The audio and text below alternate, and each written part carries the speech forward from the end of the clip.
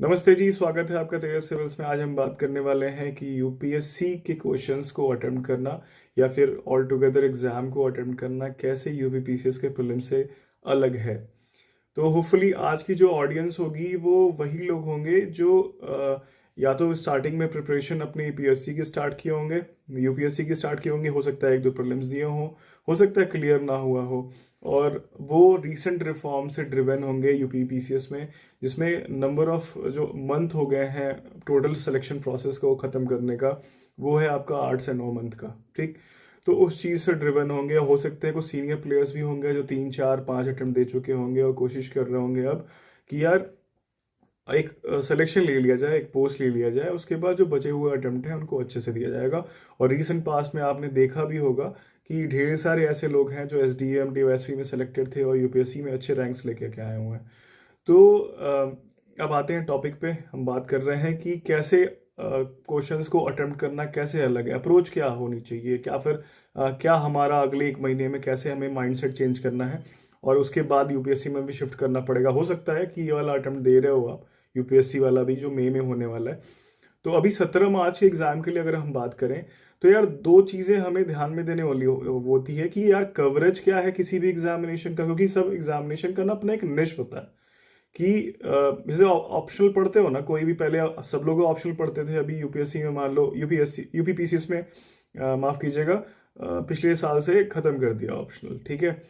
तो उससे पहले सब ऑप्शनल सब्जेक्ट का एक निश एरिया होता था, और कितनी भी जर्नलिस्टिक चीज़ें क्यों ना हो पूरे सिलेबस में, वो 20 से 25% एरिया उस पर्टिकुलर एग्जामिनेशन, वो पर्टिकुलर सिलेबस जो होता था उस ऑप्शनल का, वो अलग होता था। और उस ऑप्शनल को उतने ही अच्छे से उन पार्ट को, या 25% 20% की बात कर रहे हैं अगर हम लोग सिलेबस की, तो जितना अच्छे से आप लिखते थे, डायग्राम्स बनाते थे, तो उतने अच्छे मार्क्स मिलते थे आपको।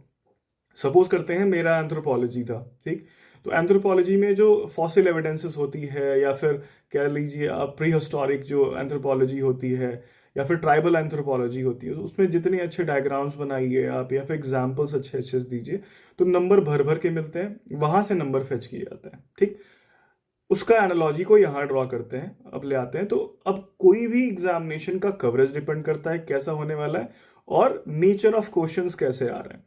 तो ढेर सारे टाइम्स मैंने जैसे लिख के रखा हुआ है कि level of questions plus coverage of syllabus. ठीक,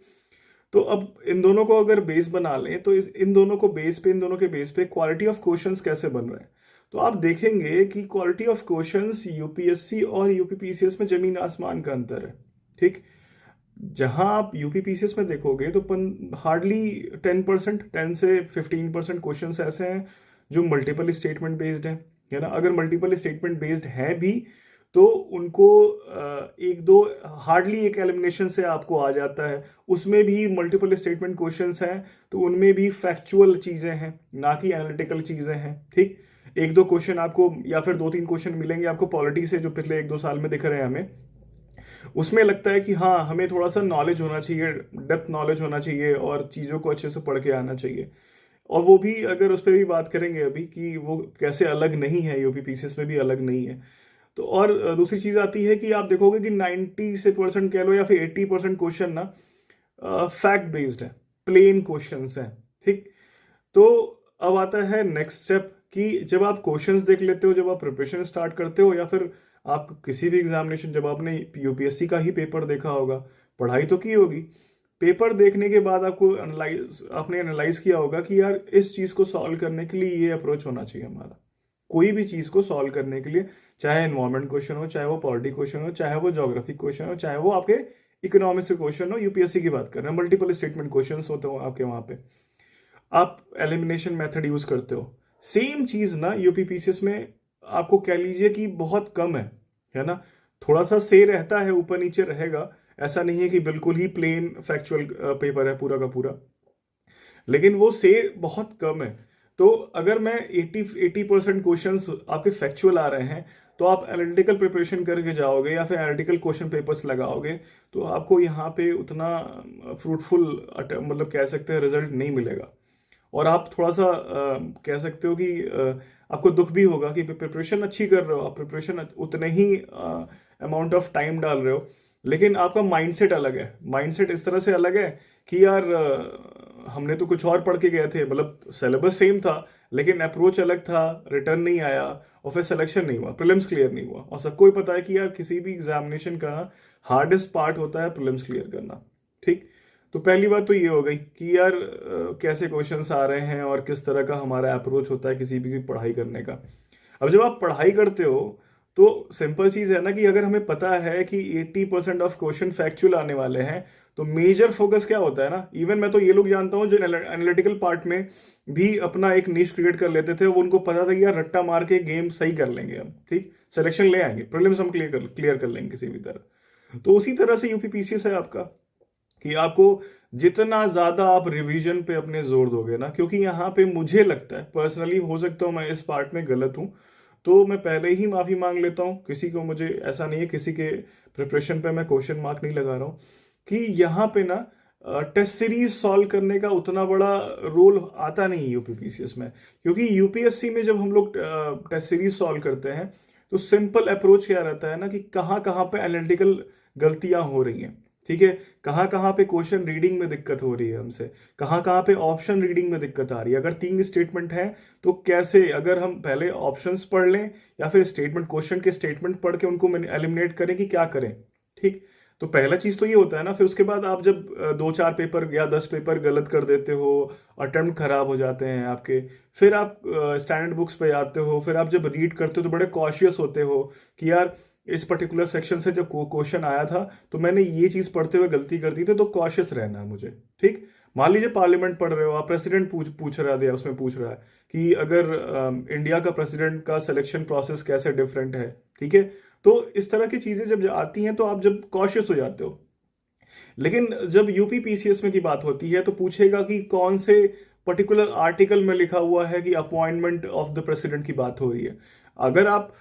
इंटर स्टेट रिलेशन की बात करते हो या फिर सेंटर स्टेट रिलेशन की बात करते हो तो यूपीएससी में पूछेगा अलग अलग, एडमिनिस्ट्रेटिव के बारे में पूछेगा कि क्या क्या चीजें राज्यसभा पारित कर सकता है, कौन कौन से बिल पारित कर सकता है, या फिर एडमिनिस्ट्रेटिव हो गया, लेजिस्लेटिव हो गया आपका, इसी तरह से फाइनेंशियल फंक्शंस हो गए तो कैसे कैसे जीएसटी के बारे में पूछ देगा। तो लेकिन अगर जीएसटी के बारे में ही यूपीपीसीएस पूछना चाहेगा तो आपको पूछ देगा किस दिन पारित हुआ था, कौन सा अमेंडमेंट बिल था, ठीक। और कह सकते हैं जीएसटी काउंसिल किस आर्टिकल के थ्रू आता है ना। और अगर फाइनेंशियल मतलब अगर रिलेशनशिप की बात करें तो एडमिनिस्ट्रेटिव रिलेशनशिप जो होती है, लेजिस्लेटिव रिलेशनशिप जो होती है, या फाइनेंशियल जो रिलेशंस होते हैं स्टेट और सेंटर के, वो आर्टिकल पूछ देंगे आपसे, ठीक। और या फिर बॉडीज के बारे में, कॉन्स्टिट्यूशनल, नॉन कॉन्स्टिट्यूशनल, आप बड़े डिटेल में जाते हो कि यार 5-6 कॉन्स्टिट्यूशनल बॉडीज हैं। मैं मना नहीं करूंगा कहीं पे कि आप सब कुछ पढ़ के जाना, ठीक है, लेकिन एंड ऑफ द डे आपको ये पता होना चाहिए कि आपकी जो एग्जाम टारगेट कर रहे हो उसके रिक्वायरमेंट क्या है।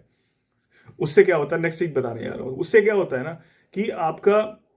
मैं बताता हूँ कि अगर आपके पास 10 क्वेश्चन आपको दिखे पहले पेज में ही या फिर 15 क्वेश्चन दिखे, तो मैं, अगर मुझे दिख रहा है कि यहाँ एनालिटिकल क्वेश्चन है, मैं उसको साइड में कर दूंगा, मैं तुरंत सॉल्व नहीं करूंगा, क्योंकि मेरा माइंडसेट क्या था कि यार चीजों, ये एग्जाम फैक्ट ड्रिवन है, तो मैं जितने जल्दी फैक्ट वाले क्वेश्चन सॉल्व कर लूँ तो मैं फंसूंगा नहीं, मैं एलिमिनेशन में अपने टाइम नहीं खराब करूंगा। और फैक्चुअल क्वेश्चन देखते ही टिक मारना है। अगर मैं कुछ सिलेबस जोड़ रखा हूँ करंट अफेयर से कि अगर किसी मतलब विमेन है वो प्रेसिडेंट बनी है और मुझे नाम नहीं याद हो रहा था, तो मैंने कुछ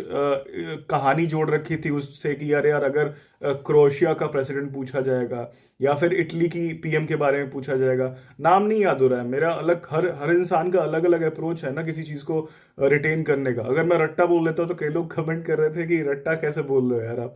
तो यार लोकल लैंग्वेज में बोलते हैं ना, सब लोग तो बोलते हैं रट्टा मारना होता है। तो अगर मैं बोलूँ कि आप किसी चीज को आप रिटेन करने का प्रोसेस अलग है, कई लोग एक बार पढ़ते हैं, 2 बार पढ़ते हैं, याद हो जाता है, कई लोग को मल्टीपल टाइम रिवीजन करना पड़ता है। मेरे साथ यही है कि अगर मैं पढ़ूंगा तो मुझे मल्टीपल टाइम देखना पड़ेगा, कि उसमें फैमिलियरिटी डेवलप करनी पड़ती है कि यार मुझसे रट्टा नहीं मारा जाता है, तो फैमिलियरिटी डेवलप करने के लिए मुझे उस पर्टिकुलर कह सकते हैं कि टर्म से फैमिलियर होने के लिए मुझे कुछ एक उससे लाइफ इवेंट जोड़ना पड़ता है, या फिर डे टू डे लाइफ की अगल बगल जो चीजें हैं उससे ना उसका नाम जोड़ दूंगा मैं। तो मैं जब वो स्टेटमेंट पढ़ता हूँ ना, क्वेश्चन पढ़ता हूँ ना, तो मुझे वो क्लिक करना चाहिए, चमकना चाहिए कि अरे यार वो जो चीज नाम जो मैंने देखा था ना कहीं पे, वो दिख रहा है कि नहीं दिख रहा है। मैं यूपीएससी क्वेश्चन में नहीं करूंगा ये, आप समझिएगा। अगर इन्वायरमेंट का क्वेश्चन आता है, इन्वायरमेंट के क्वेश्चन बन रहे हैं यूपीएससी में, तो इन्वायरमेंट के क्वेश्चन से क्या बन सकता है कि अगर फ्लोरा एंड फाउना पे बन रहा है अलग अलग तरीके के क्वेश्चन, तो मल्टीपल स्टेटमेंट की ये यहाँ पाया जाता है। या फिर आप कह सकते हैं साइबेरियन ब्लैक हेड और किस तरह का डक है जो लद्दाख साइड में पाया जाता है और तिब्बत से और उस लद्दाख में फ्लोट करता रहता है, मतलब कभी इधर कभी उधर। उसका नेचुरल हैबिटेट लद्दाख का सोमोरोरी लेक है जो, सॉरी माफ कीजिएगा, वहां पे। ठीक। अब आते हैं कि उस पर मल्टीपल क्वेश्चन बन सकता है ना, कि ये इंडिया में इसका हैबिटेट है कि नहीं है, क्रिटिकली एंडेंजर्ड है कि नहीं है, और मतलब इस तरह के मल्टीपल स्टेटमेंट। लेकिन यूपी पीसीएस में नहीं आएगा। यूपी पीसीएस में पूछेगा कि ये आपके 4 या 5 नेशनल पार्क हैं, ठीक, कौन से लोकेशन पे आते हैं, यूपी में सबसे पुराना नेशनल पार्क कौन सा, या फिर कह लीजिए वाइल्ड लाइफ सेंचुरी कौन सी है, कितने हैं नंबर्स आपके रामसर साइट्स के, पर्टिकुलर रामसर साइट किस स्टेट में है, या फिर आपका कह लीजिए कह सकते हैं आपका मैन एंड बायोस्फीयर रिजर्व जो आता है, एमएबी प्रोग्राम जो है बायोस्फीयर रिजर्व के लिए, वो उसमें कौन कौन से हैं, कितने हैं, है ना। तो ये सब चीज़ें थोड़ी बड़ी फैक्चुअल हो जाती हैं यूपीपीसीएस में। तो इस तरह से जब आप अपना अगले 1 महीना अपने आप को नज कर लो और अपने आप को जब भी देखो तो उस फैक्ट को निकालने की कोशिश करो। जैसे मैं एग्जांपल देता हूँ, एक और एग्जांपल देता हूँ, मुझे अभी क्लिक किया कि सबसे बड़ी कमेटी कौन सी होती है, पार्लियामेंट की सबसे बड़ी कमेटी होती है, तो वो सीधे डायरेक्ट नाम पूछ देगा यूपीपीसीएस में। लेकिन अगर यही चीज अगर आपको पूछना हो यूपीएससी में, तो पूछ सकता है कि इस पर्टिकुलर फंक्शन क्या है ना, इससे कितने मेंबर होते हैं, कितने राज्यसभा के होते हैं, कितने लोकसभा के होते हैं, ठीक, इसका फंक्शन मतलब इसका रोल है कि नहीं है, सीएजी के साथ आपस में कुछ मतलब ये लोग रोल प्ले करते हैं कि नहीं करते हैं। तो इस तरह के क्वेश्चन बन सकते हैं, लेकिन यूपीपीसीएस में नहीं पूछेगा आपका। तो उतना माथापच्ची क्यों करना, है ना। आप बहुत सिंपलिस्टिक अप्रोच से अगर कोई एग्जाम निकाल सकते हो तो उसको कॉम्प्लेक्स क्यों बनाना है। आप विजन आईएएस पढ़ोगे यूपीपीसीएस के लिए तो हो चुका ना, नहीं होगा, मतलब होगा तो मतलब मैं क्यों बोलूँ कि नहीं होगा किसी का, लेकिन आप समझो कि अपने प्रोसेस को आप खुद टफ बना रहे हो। जो यहाँ के लोग हैं, जो यहाँ पे अच्छा काम कर रहे हैं, उनको फॉलो कर लो ना। और मुझे कोई दिक्कत नहीं है बोलने में कि एससीएस जो मतलब आपका यूट्यूब चैनल है, बहुत अच्छा काम कर रहे हैं वो लोग, और बहुत अच्छा करंट अफेयर और यूपी से रिलेटेड जितने भी अच्छे करंट अफेयर हैं वो अच्छा बना रहे हैं। जीके टुडे का मटेरियल काफ़ी अच्छा होता है, उसे आप फिल्टर आउट कर पाओ तो वहाँ से निकाल सकते हो। और दृष्टि तो है ही, घटना चक्र तो है ही, लेकिन मेरा कहने का मतलब है कि कोई 2 फॉलो कर लो, कि मतलब कहीं से कुछ अगर गैप्स दिखें, लूप होल्स दिखें, तो आप फिलअप कर लो, एक के भरोसे पूरा मत रहो। इवन मैं तेज सिविल्स पे शेयर किया हुआ है, तो उसको भी फॉलो कर सकते हो, वो बहुत फुल प्रूफ है, मैं उसकी गारंटी ले सकता हूँ कि किसी भी पर्टिकुलर अगर करंट अफेयर के बारे में या फिर किसी सेक्शन के बारे में मैंने करंट अफेयर शेयर किया है, तो उससे बाहर की चीज़ें उस पर्टिकुलर टाइम पीरियड में नहीं आ रखी हैं, तो फॉलो कर सकते हो। और एक मतलब सिंपलर अप्रोच फॉलो करने की बात है। आप ये मत अपने आप को पिलाओ, मैं सिंपल बता रहा हूँ, ये माइंडसेट जान लो, ये अपने आप को ये मत पिलाओ कि सो कॉल्ड सिविल सर्विसेज का एग्जामिनेशन का प्रिपरेशन कर रहे हो, तो अगर समझ के नहीं कर रहे हो तो ये तो हो ही नहीं रहा है। नहीं, आपका बहुत ही सिंपल तरीके से, बहुत सिंपल रहते हुए, बहुत ही मिनिमलिस्टिक रिसोर्सेज फॉलो करते हुए यूपी पीसीएस का प्रीलिम्स निकाल सकते हो, कंसिडरिंग कि ये आप पहले ही एक्सेप्ट कर लो और ये पर्टिकुलरली राइट टाइम है अपने आप को ये फीड करने का कि यार देखो, जहां रट्टा मारना है वहां मैं रट्टा मारूंगा, जहां समझने वाला गेम है वहां मैं समझ के चलूंगा। समझने वाला गेम अगर तुम समझ के अभी तक पढ़ाई कर चुके हो, इस 1 महीने में तो समझ सकते नहीं हो, ठीक है। तो आई एम रियली सॉरी अगर फिर मैं किसी को हर्ट कर रहा हूँ, तो कि अगले 1 महीने में तो बैठ के आप समझोगे नहीं कोई नया कॉन्सेप्ट। जो जितना तुमको प्रिपरेशन अगर लास्ट जून से या जुलाई से या अगस्त से जब से स्टार्ट किया हो आपने,